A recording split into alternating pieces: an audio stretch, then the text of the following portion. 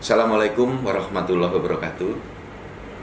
Terkait dengan berita salah satu pasangan calon kepala daerah dalam pilkada di Kabupaten Saburajua atas nama Orin P. Riwukore, saya sebagai Dirjen Dukcapil ingin menjelaskan dari dua aspek. Pertama, dari aspek riwayat data kependudukan, dan yang kedua dari hasil koordinasi dengan rekan-rekan di Direktorat Jenderal Imigrasi dan Direktorat Jenderal Administrasi Hukum Umum Kementerian Hukum dan HAM.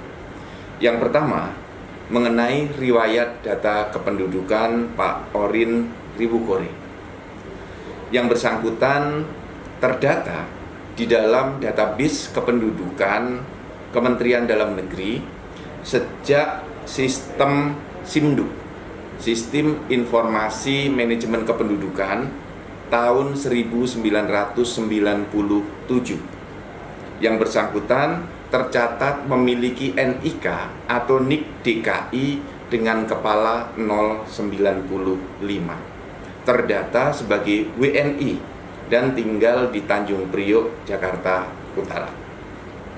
Seiring dengan perkembangan sistem administrasi kependudukan setelah berlaku sistem SIA, tahun 2011 Dukcapil Kementerian Dalam Negeri melakukan konversi NIK daerah menjadi NIK nasional untuk program KTP elektronik di tahun 2011. Dari kepala 095 dikonversi menjadi kepala 31, artinya tetap NIK DKI Jakarta. Pak Orin Riwukore juga sudah melakukan perekaman KTPL di tahun 2018 di Jakarta Utara. Selanjutnya yang bersangkutan mengurus pindah ke Jakarta Selatan, masih dalam lingkup Provinsi DKI Jakarta di tahun 2019, tepatnya 10 Desember 2019. Proses perpindahan kemudian juga dilakukan di tahun 2020. Orin P. Riwukore pindah dari Jakarta Selatan, pindah ke Kota Kupang secara resmi melalui surat pindah dari DKI Jakarta tanggal 3 Agustus tahun 2020. Berdasarkan riwayat dalam database kependudukan, Orin P. Riwukore masih tercatat sebagai WNI dan sesuai pasal 8 Undang-Undang Nomor 24 Tahun 2013, salah satu kewajiban Dukcapil adalah memberikan pelayanan yang sama dan pelayanan profesional kepada setiap penduduk atas setiap pelaporan peristiwa kependudukan dan peristiwa pentingnya.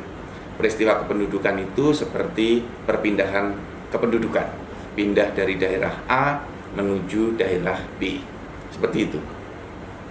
Kemudian yang kedua yang perlu saya sampaikan adalah hasil koordinasi dengan Dirjen Imigrasi dan Dirjen Administrasi Hukum Umum, termasuk hasil saya meminta informasi langsung kepada Pak Orin Riwukore pada hari ini, tanggal 3 Februari 2020.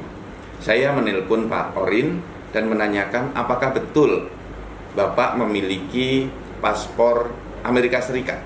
Beliau menjawab, betul, saya pernah memiliki paspor Amerika Serikat. Dan saya juga bertanya, apakah memiliki paspor Indonesia? Ya. Beliau mengatakan bahwa saya sejak 1 April 2019 juga memiliki paspor Indonesia. Kemudian saya berkoordinasi dengan Dirjen Imigrasi untuk menanyakan keberadaan paspor tersebut, dan beliau juga menjawab bahwa benar sudah diterbitkan paspor, karena yang bersangkutan Pak Orin ini tidak pernah melakukan pelepasan kewarganegaraan.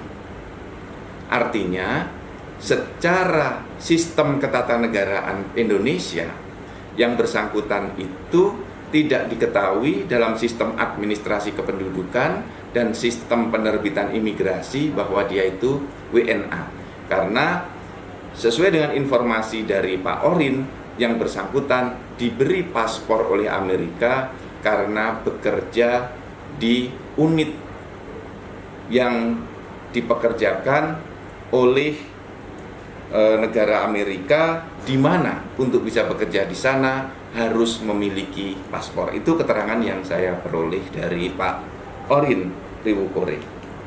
Nah, terkait dengan pertanyaan kemudian yang bersangkutan warga negara mana? Saya berkoordinasi dengan Dirjen Imigrasi dan Dirjen Administrasi Hukum Umum. Saat ini sedang dilakukan pengkajian mendalam terkait dengan status kewarganegaraan yang bersangkutan.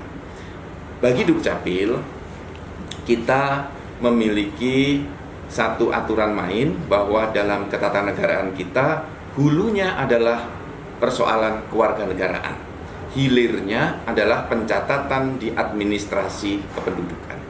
Nah, oleh karena itu, nanti administrasi kependudukan akan mengikuti kewarganegaraannya.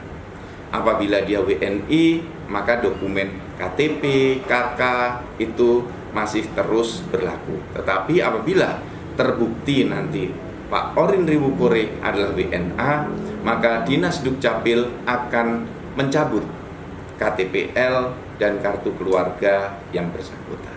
Demikian yang dapat saya sampaikan. Terima kasih. Wassalamualaikum warahmatullahi wabarakatuh.